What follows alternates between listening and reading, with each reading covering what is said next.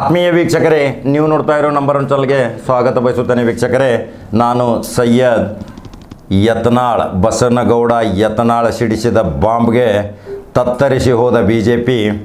ಯಾಕೆಂದರೆ ಇದೊಂದು ಬಹಳ ಶಿಸ್ತಿನ ಪಕ್ಷ, ರೀತಿ ನೀತಿ ಸಿದ್ಧಾಂತದ ಪಕ್ಷ ಅಂತ ಎಲ್ಲರೂ ಮಾತನಾಡುತ್ತಿರುವಾಗ ಕೆಲವು ಹಿರಿಯ RSS ರಾಜಕಾರಣಿಗಳ ಇಲ್ಲದ ವ್ಯಕ್ತಿಗಳು, ಹಳೆಯ ತಲೆಮಾರಿನ ಇನ್ನು ಹಂಚಿನ ಮನೆಯಲ್ಲಿ ಇರುವವರು, ಅವರು ಎಲ್ಲ ವಿಚಾರ ಮಾಡ್ತಾ ಇದ್ದಾರೆ.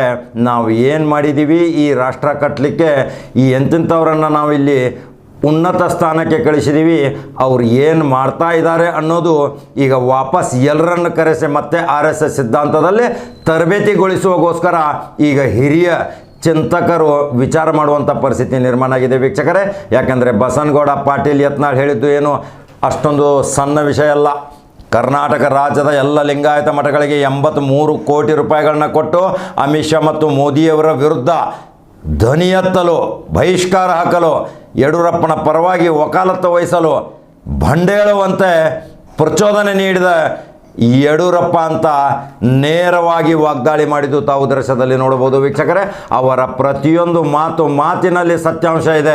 ಯಾಕೆಂದರೆ CD ಹಗರಣ ಇದೆ, 3 ಏಜೆಂಟರ ಹಗರಣ, ಯಾವ್ಯಾವ ಹಗರಣದಲ್ಲಿ ಸಿಲ್ಕೊಂಡಿದ್ದಾರೆ, ಇವರು ಎಲ್ಲರೂ ಬ್ಲ್ಯಾಕ್ ಮೇಲ್ ಮಾಡಿ ಇವತ್ತು ಕರ್ನಾಟಕ ರಾಜ್ಯದ ಮಂತ್ರಿಗಳಾಗಿದ್ದಾರೆ. ಈ ಹಿಂದೂ ಹುಲಿ ಈ ರೀತಿ ಗರ್ಜನೆ ಮಾಡಿದ್ದು ತಾವು ನಮ್ಮ ದೃಶ್ಯದಲ್ಲಿ ನೋಡಬಹುದು ಯಾಕೆಂದರೆ ಇಲ್ಲೊಂದು ಬಹಳ ಸಮಂಜಸವಾದ ಒಂದು ಪ್ರಶ್ನೆ ಹೇಳುತ್ತೆ. ಯಾವ ಪ್ರಶ್ನೆ ಉದ್ಭವ ಆಗುತ್ತೆ? RSS ಮತ್ತು BJP ಒಂದು ಕಾಲದಲ್ಲಿ ಪವಿತ್ರ ಗಂಗಾಜಲವಿದ್ದಂತೆ ಇತ್ತು. ಈಗ ಆ ಪವಿತ್ರ ಗಂಗಾಜಲದಲ್ಲಿ ಮಲಿನ ನೀರು ಮಿಕ್ಸ್ ಆಯ್ತಾ, ಗಂಗಾ ಅಪವಿತ್ರ ಆದಳ ಅಂತ ಕೇಳ್ತಾರೆ ಬಸನಗೌಡ ಪಾಟೀಲ್ ಯತ್ನಾಳ್. ಈಗ ಬಹಳ ಸೋಜಿಗದ ಪರಿಸ್ಥಿತಿ. ಕರ್ನಾಟಕ ರಾಜ್ಯದಲ್ಲಿ 60-70 ವರ್ಷಗಳ ಕಾಂಗ್ರೆಸ್ ಸರ್ಕಾರ ಆಡಳಿತ ಮಾಡಿತ್ತು, ದೇಶದಲ್ಲಿ ಮಾಡಿತ್ತು. ಅದಕ್ಕಿಂತಲೂ 100 ಪಟ್ಟು ಭ್ರಷ್ಟಾಚಾರದಲ್ಲಿ ಮುಳುಗಿದೆ. ಪ್ರತಿಯೊಂದು ಕ್ಷೇತ್ರಗಳಲ್ಲಿ ನೋಡಿ ಎಷ್ಟು ಕಮಿಷನ್ ದಂಧೆ ನಡೀತಾ ಇದೆ, ಎಷ್ಟು ಪರ್ಸೆಂಟೇಜ್ ವ್ಯವಹಾರ ನಡೀತಾ ಇದೆ, ಅಭಿವೃದ್ಧಿ ಹೆಸರಿನಲ್ಲಿ ಯಾವ ರೀತಿ ಲೂಟಿ ನಡೀತಾ ಇದೆ, ಅವರವರ ಆಸ್ತಿಗಳು ಯಾವ ರೀತಿ ಬಂಗಲೆ ಖರೀದಿ ಮಾಡ್ತಾ ಇದ್ದಾರೆ, ಆಧುನೀಕರಣಗೊಳಿಸ್ತಾ ಇದ್ದಾರೆ, ಜಮೀನುಗಳನ್ನ ನೋಡ್ತಾ ಇದ್ದಾರೆ. ಎಲ್ಲೆಲ್ಲೋ ಕಂಡಂಥ ಆಸ್ತಿಗಳನ್ನು ನುಂಗಿ ಹಾಕುವಂಥ ಒಂದು ದೊಡ್ಡ ಹುನ್ನಾರ. ಇವೆಲ್ಲ RSS ಹಳೆ ಹಂಚಿನ ಮನೆಯಲ್ಲಿ ತಮ್ಮ ಗಂಜಿ ತಿನ್ಕೋತು ಪಕ್ಷ ಕಟ್ಟಿದಂಥ RSS ಸಿದ್ಧಾಂತ ಮಾಡಿದಂಥ ಭಾಗವತ್ ಅವರೇ ಏನು ಹೇಳ್ತೀರಾ ಇದಕ್ಕೆ? ಬಸನಗೌಡ ಪಾಟೀಲ್ ಅವರ ಈ ಪ್ರಶ್ನೆಗಳಿಗೆ ನೀವು ನೇರವಾಗಿ ಉತ್ತರ ಕೊಡಬೇಕಾಗತ್ತೆ. ಮೋದಿಯವರು ಹೇಳ್ತಾರೆ ನಾ ಖಾऊंगा ನಾ ಖಾನೆ ದೂಂಗಾ. ನೋಡಿ, ಅಬಕಾರಿ ಮಂತ್ರಿ ನಾಗೇಶ್ ಅವರ ಒಂದು ಅಧಿಕಾರಿ ಹತ್ರ 1 ಕೋಟಿ ರೂಪಾಯಿ ಲಂಚ ಕೇಳ್ತಾರೆ. ಆ ಕೋಟಿ ರೂಪಾಯಿ ಲಂಚ ಕೇಳಿದ ತಕ್ಷಣ ದಿಗ್ಭ್ರಮೆ ಆಗ್ತಾನೆ ಆ ಅಧಿಕಾರಿ. ಮನೆಯಲ್ಲಿ ಬಂದು ಸಂಧಾನ ಮಾಡ್ತಾನೆ, ವಿಚಾರ ಮಾಡ್ತಾನೆ, ಹೆಂಡತಿ ಮಕ್ಕಳ ಜೊತೆ ಚರ್ಚೆ ಮಾಡ್ತಾನೆ. ನಾನು ಈ ಕುರ್ಚಿಯಲ್ಲಿ ಉಳಿಬೇಕಾದ್ರೆ 1 ಕೋಟಿ ರೂಪಾಯಿ ಕೊಡಬೇಕಂತ ಈಗಾಗಲೇ ನಾಗೇಶ್ ಅಂತ ಅಬಕಾರಿ ಮಂತ್ರಿ ನನಗೆ ಆದೇಶ ಮಾಡಿದ್ದಾರೆ, ನಾನು ಎಲ್ಲಿಂದ ತರಲಿ ಅಂತ ಕೇಳಿದಾಗ ಪ್ರಾಪ್ತ ವಯಸ್ಸಿಗೆ ಬಂದಂಥ ಒಂದು ಪದವೀಧರೆ ಅವರ ಮಗಳು ಅಧಿಕಾರಿಯ ನೇರವಾಗಿ ಮೋದಿಗೆ ಟ್ವೀಟ್ ಮಾಡ್ತಾಳೆ. ನೋಡಿ ಭ್ರಷ್ಟಾಚಾರದ ಹಗರಣ ಹೇಗಾಗತ್ತೆ.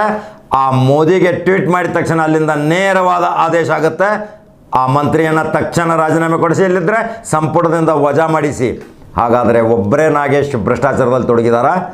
ಯಾರ್ಯಾರು ಎಷ್ಟೆಷ್ಟು ತೊಡಗಿದ್ದಾರೆ? ಕರ್ನಾಟಕ ರಾಜ್ಯದಲ್ಲಿ ಎಷ್ಟು ಜನರ ಬೇನಾಮಿ ಆಸ್ತಿಗಳು ಇವತ್ತು BJP ಸರ್ಕಾರದಲ್ಲಿರುವಂಥ ಶಾಸಕ ಮಂತ್ರಿಗಳ ಆಸ್ತಿಗಳೆಲ್ಲ ಮೋದಿ ಜಪ್ತ್ ಮಾಡ್ತಾರ? CBI ED ಅವ್ರಿಗೆ ಹೇಳ್ತಾರ? ಇವೆಲ್ಲ ಪಾರದರ್ಶಕವಾಗಿ ನೋಡುವುದಾದರೆ ಭಾಗವತ್ ಅವರು ಕೂತ್ಕೊಂಡು ನಾಗ್ಪುರದಲ್ಲಿ ಏನು ಮಾಡ್ತಾ ಇದ್ದಾರೆ? ಇವೆಲ್ಲ ಅಂಶಗಳನ್ನ ನೋಡಿದರೆ ರಾಜಕೀಯದಲ್ಲಿ ಈ RSS ಮತ್ತು ಬಜರಂಗ ದಳ, ವಿಶ್ವ ಹಿಂದೂ ಪರಿಷತ್ ಎಲ್ಲ ಸಿದ್ಧಾಂತಗಳನ್ನು ಗಾಳಿಗೆ ತೂರಿ ಇವತ್ತು ಮೋದಿಯನ್ನೇ ಒಂದು ಭ್ರಷ್ಟಾಚಾರದ ತಾಂಡವವಾಡುತ್ತಿರುವ ನೇತೃತ್ವ ವಹಿಸಿದ ನಾಯಕ ಅಂತ ಹೇಳ್ಕೊತ ತಿರುಗಾಡುವಂಥ ಪರಿಸ್ಥಿತಿ ನಿರ್ಮಾಣ ಆಗಿದೆ. ಅದಕ್ಕೆ ಬಸನಗೌಡ ಪಾಟೀಲ್ ಯಾವ್ಯಾವ ರೀತಿ ವಾಕ್ ಸಮರ ಮಾಡಿದ್ದಾರೆ, ಯಾವ್ಯಾವ ರೀತಿ ದಾಳಿ ಮಾಡಿದ್ದಾರೆ, ಇದಕ್ಕೆಲ್ಲವನ್ನು H ವಿಶ್ವನಾಥ್ ಅವರು ಸಹಿತ CD ಹಗರಣ ಅಂತ ಹೇಳಿದ್ದಾರೆ. ಇದಕ್ಕೆ ರೇಣುಕಾಚಾರ್ಯ ಏನು ಪ್ರಯತ್ನ ಪಟ್ಟಿದ್ದಾರೆ?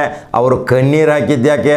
ಎಲ್ಲರಿಗೂ ಸಚಿವ ಸ್ಥಾನ ಕೊಡಬೇಕಾದ್ರೆ ಇವರು ವಾಮ ಮಾರ್ಗದಿಂದ ಸಚಿವ ಸ್ಥಾನ ತೆಗೆದುಕೊಳ್ಳಿಕ್ಕೆ ಹೋದರೆ ಕೆಲವರು ಇನ್ನೂ ಶಾಸಕರಿದ್ದಾರೆ.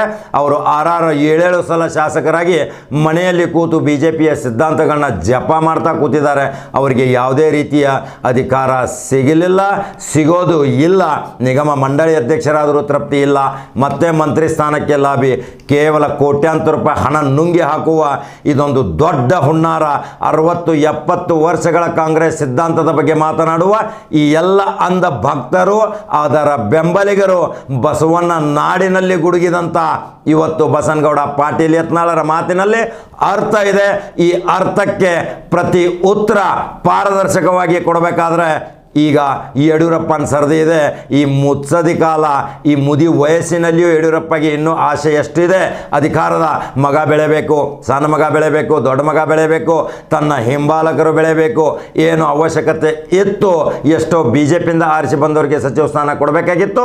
ಅದನ್ನು ಬಿಟ್ಟು ಯಾರ್ಯಾರು ಮೊನ್ನೆ ಸೋತವ್ರಿಗೆ ಸಹಿತ ಸಚಿವ ಸ್ಥಾನಮಾನದ ಅರ್ಹತೆ ಮೂಡಿಸುವಂಥ ಕಾರ್ಯ BJP ಸಿದ್ಧಾಂತವನ್ನು BJP ಕರ್ನಾಟಕದಲ್ಲಿ ತನ್ನ ಕಪಿಮುಷ್ಟಿಯಲ್ಲಿ ಇಟ್ಕೊಂಡು ನಾ ಅಂದರೆ BJP, ನಾನು ಇಲ್ಲಾದರೆ BJP ಸರ್ವನಾಶ ಅಂತ 83 ಕೋಟಿ ಮಠಾಧೀಶರಿಗೆ ಕೊಟ್ಟಿದ್ದು ಏನು ಮಾತಾಡಿದ್ದಾರೆ ನೋಡ್ಕೊಂಬರೋಣ ಬನ್ನಿ. ಬಸನಗೌಡ ಪಾಟೀಲ್ ಯತ್ನಾಳ್ ಅವರ ಮಾತಿಗೆ ಇವತ್ತು BJP RSS ಸಿದ್ಧಾಂತ ಅವರನ್ನು ಉಚ್ಚಾಟನೆ ಮಾಡ್ತಾರೆ, ಅವರಿಗೆ ನೋಟಿಸ್ ಕೊಡ್ತಾರೆ, ಅವರನ್ನು ಪಕ್ಷದಿಂದ ವಜಾ ಮಾಡಬಹುದು.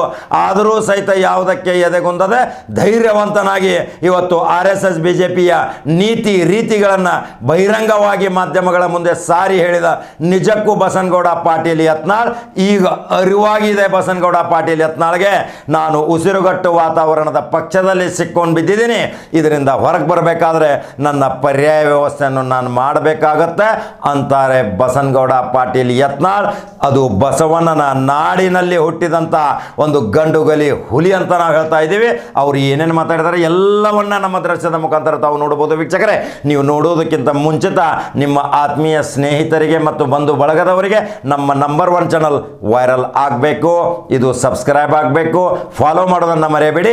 ಮತ್ತೆ ಮಹತ್ವದ ಸುದ್ದಿಯೊಂದಿಗೆ ಬರ್ತೇನೆ ವೀಕ್ಷಕರೇ, ನಮಸ್ಕಾರ. ಮುಖ್ಯಮಂತ್ರಿಗಳು ಅವ್ರಿಗೆ ಯಾರು ಬ್ಲ್ಯಾಕ್ ಮೇಲ್ ಮಾಡ್ತಾರೆ ಅಂಥವ್ರನ್ನ ಇವತ್ತು ಸಚಿವರನ್ನ ಮಾಡಿದ್ದಾರೆ.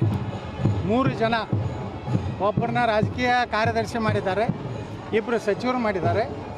ಅವ್ರು 3 ಜನ ಕಳೆದ 3 ತಿಂಗಳಿನಿಂದ ಯಡಿಯೂರಪ್ಪನವರ ಕೆಲವೊಂದು ಸಿಡಿಗಳನ್ನು ಇಟ್ಟುಕೊಂಡು ಬ್ಲ್ಯಾಕ್ ಮೇಲ್ ಮಾಡ್ತಾಯಿದ್ರು. ಒಬ್ಬರು ಇವತ್ತೇನು ಸಚಿವರಾಗ್ತಾ ಇದ್ದಾರೆ, CD ಬ್ಲ್ಯಾಕ್ ಮೇಲ್ ಜೊತೆಗೆ ಹಣ ವಿಜಯೇಂದ್ರಗೆ ಸಂದಾಯ ಮಾಡೋದ್ರ ಮೂಲಕ ಇವತ್ತೇನು ಅತ್ಯಂತ ಅಪವಿತ್ರವಾದಂಥ ಒಂದು ಕೆಲಸ ಯಡಿಯೂರಪ್ಪನವರು ವೀರಶೈವ ಲಿಂಗಾಯತ ಸಮುದಾಯ ತಲೆ ತಗ್ಗಿಸುವ ರೀತಿಯಲ್ಲಿ ಇವತ್ತೇನು ಮಾಡಿದ್ದಾರೆ, ಕೇಂದ್ರವನ್ನು ವೀರಶೈವ ಲಿಂಗಾಯತ ಸಮಾಜದ ಹೆಸರಿನಿಂದ ಬ್ಲ್ಯಾಕ್ ಮೇಲ್ ಮಾಡೋದ್ರ ಮೂಲಕ ಪ್ರಧಾನಮಂತ್ರಿ ನರೇಂದ್ರ ಮೋದಿಯವರು ಅಮಿತ್ ಶಾ ಅವರಿಗೆ ಮನಸ್ಸು ಇರದೇ ಇದ್ದರೂ ಸಹ ಇವತ್ತು ಈ ಸಚಿವ ಸಂಪುಟದಲ್ಲಿ 3 ಜನ, ಅವರು 3 ಜನ ನನ್ನನ್ನು 4 ತಿಂಗಳಿಂದ ಭೇಟಿಯಾಗಿ ನನಗೂ ಸಹ ನಾವೆಲ್ಲ ಕೂಡಿ ಯಡಿಯೂರಪ್ಪನವ್ರನ್ನ ಪದಚ್ಯುತ ಮಾಡೋಣ, ನೀವೇ ಮುಖ್ಯಮಂತ್ರಿ ಆಗಿರಿ, ನಾನೇ ಆಗ್ತೀನಿ, ನಾನು 100 ಕೋಟಿ ರೂಪಾಯಿ ಖರ್ಚು ಮಾಡ್ಲಿಕ್ಕೆ ತಯಾರಿದ್ದೀನಿ ಅಂತೇಳಿ 4 ತಿಂಗಳ ಹಿಂದೆ ನನಗೇನು ನೆಲಮಂಗಲದ ಬಳಿ ಒಂದು ಗೆಸ್ಟ್ ಹೌಸ್ನಲ್ಲಿ ಏನು ಒಂದು ಸಭೆ ಮಾಡಿದ್ರು. ಅವತ್ತೇ ನನಗೆ ಆಶ್ಚರ್ಯ ಆಯಿತು. ಒಬ್ಬ ರಕ್ತ ಸಂಬಂಧಿ, ಯಡಿಯೂರಪ್ಪನ ರಕ್ತ ಸಂಬಂಧಿ ಮುಖಾಂತರ ಇವತ್ತೇನು ಬ್ಲ್ಯಾಕ್ ಮೇಲ್ ಆಗ್ತಾಯಿದೆ. ನಾನು ನಿನ್ನೆ ಪ್ರಧಾನಮಂತ್ರಿಗಳಿಗೆ ಅತ್ಯಂತ ಕಳಕಳಿಯಿಂದ ದೈನ್ಯನಾಗಿ ಪ್ರಾರ್ಥನೆ ಮಾಡ್ಕೋತೀನಿ. ಅವರೇನು ಆನುವಂಶಿಕ ರಾಜಕಾರಣ ಹೋಗ್ಬೇಕಂತ ಹೇಳಿದ್ದಾರೆ. ಅದು ಕರ್ನಾಟಕದಿಂದ ಯಡಿಯೂರಪ್ಪರ ಮನೆತನದಿಂದ ಆನುವಂಶಿಕ ರಾಜಕಾರಣವನ್ನು ಅಂತ್ಯ ಮಾಡಬೇಕಂತೇಳಿ ಪ್ರಧಾನಮಂತ್ರಿಯಲ್ಲಿ ಅತ್ಯಂತ ಕಳಕಳಿಯಿಂದ ನಾನು ಪ್ರಾರ್ಥನೆ ಮಾಡ್ಕೊತೀನಿ. ಇದರ ಮೂಲಕ ಇಡೀ ದೇಶಕ್ಕೆ BJP ಒಂದು ಸಂದೇಶ ಕೊಡಬೇಕಾಗಿದೆ. ಯಡಿಯೂರಪ್ಪರ ಮನೆಯಲ್ಲಿ ಒಬ್ಬ ಮುಖ್ಯಮಂತ್ರಿ, ಒಬ್ಬ ಲೋಕಸಭಾ ಸದಸ್ಯ, ಒಬ್ಬ ರಾಜ್ಯ BJP ಉಪಾಧ್ಯಕ್ಷ. ಮೊನ್ನೆ ನಾನು ಸಭೆಯಲ್ಲಿ ಹೇಳಿದ್ದೆ, ಯಡಿಯೂರಪ್ಪನವರ ಜೊತೆಗೆ ದಿಲ್ಲಿಗೆ ವಿಜಯೇಂದ್ರನ ಕರ್ಕೊಂಡು ಹೋಗ್ತಾರೆ, ಯಾವ ಹಿರಿಯ ಸಚಿವರಿಲ್ಲ, ರಾಜ್ಯ ಅಧ್ಯಕ್ಷರಿಲ್ಲ. ನಾನು ವಿಜಯೇಂದ್ರನ ಇದಕ್ಕೇನೂ ಸಂಬಂಧ ಇಲ್ಲ ಅಂತ ಹೇಳಿದರು. ಆದರೆ ನಾನು ಮುಖ್ಯಮಂತ್ರಿ ಬಯಸ್ತಾ ಇದ್ದೀನಿ, ಇಡೀ ನಿಮ್ಮ ಕುಟುಂಬ ಇವತ್ತು BJPಯನ್ನು ಹೈಜಾಕ್ ಮಾಡಿದೆ ಕರ್ನಾಟಕದಲ್ಲಿ. ನಿಮಗೆ ನೈತಿಕತೆ ಇದ್ದರೆ ತಕ್ಷಣ ನಿಮ್ಮ ಮೇಲೆ ಈಗಾಗಲೇ 3 ಹೈಕೋರ್ಟ್ನಲ್ಲಿ ಭ್ರಷ್ಟಾಚಾರದ ಪ್ರಕರಣಗಳಲ್ಲಿ ನಿಮಗೆ 25,000 ರೂಪಾಯಿ ದಂಡ 2 ಪ್ರಕರಣದಲ್ಲಿ ಆಗಿದೆ. ನಿಮ್ಮ ನೈತಿಕತೆ ಇದ್ದರೆ ಇವತ್ತೇ ರಾಜೀನಾಮೆ ಕೊಡಬೇಕಂತ ಆಗ್ರಹ ಮಾಡ್ತಾಳವರು. ಮುಂದಿನ ನಡೆ ಯಾವುದ್ರಿ ಮಾಡಿದ್ರು. ನನಗೂ ಸಹ ಈರೇನು 3 ಮಂದಿ, ಒಬ್ಬ ರಾಜಕೀಯ ಕಾರ್ಯದರ್ಶಿ ಆಗಿದ್ದಾನೆ, ಇಬ್ಬರು ಸಚಿವರಾಗ್ತಾ ಇದ್ದಾರೆ ಇವತ್ತು. ಇವರು ಮೂರು ಅವ್ರ ಹೆಸರು ಹೇಳೋದಿಲ್ಲ ರೀ, ನಾ ಎಷ್ಟು ಹೇಳ್ತೀನಿ. ನೀವು ಬರೇ ಒಂದು ಸೈಡ್ ಮಾತಾಡಬೇಡ್ರಿ, ಬರೇ ವಿಜೇಂದ್ರನ ಪರವಾಗಿ ಪ್ರಶ್ನೆ ಕೇಳಬೇಡ್ರಿ. ನನಗೆ ಗೊತ್ತಿದೆ ಯಾವ ಮಾಧ್ಯಮಗಳು ಯಾರ ಪರವಾಗಿ ಕೆಲಸ ಮಾಡ್ತಾ ಇದ್ದಾವೆ ಅನ್ನೋದು, ಎಲ್ಲ ಮಾಧ್ಯಮಗಳ ಬಗ್ಗೆನೂ ನನಗೆ ಗೊತ್ತಿದೆ, ಯಾರು ಯಾವ ರೀತಿ ಮಾಧ್ಯಮಗಳನ್ನ ನಡೆಸ್ತಾ ಇದ್ದಾರೆ. ನಿಮಗೂ ನಾ ಹೇಳ್ತಾ ಇದ್ದೀನಿ, ಈ ಮೂರೂ ಜನ ಕೂಡಿ ಬ್ಲ್ಯಾಕ್ ಮೇಲ್ ಮಾಡ್ತಾ ಇದ್ದಾರೆ.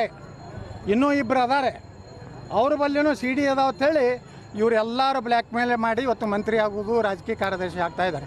ಆದರೆ ಬಸನಗೌಡ ಪಾಟೀಲ್ ಯತ್ನಾಳ್ ಯಾರಿಗೂ ಬ್ಲ್ಯಾಕ್ ಮೇಲ್ ಮಾಡೋವಲ್ಲ. ನಾನು ನಿಮ್ಗೆ ಹೇಳಿದ್ದೆ ನಿನ್ನೆ, ಸರಿಯಾದ ಕಾಲ ಬಂದಾಗ ನಾನು ಹೇಳ್ತೀನಿ ಅಂತೇಳಿ.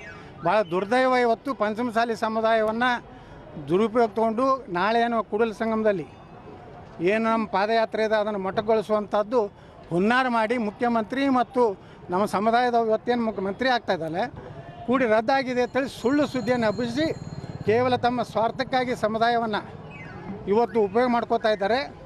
ಕಳೆದ 2 ತಿಂಗಳ ಹಿಂದೆ 83 ಕೋಟಿ ರೂಪಾಯಿ ವೀರಶೈವ ಲಿಂಗಾಯತ ಮಠಗಳಿಗೆ ಕೊಡ್ತಾರೆ.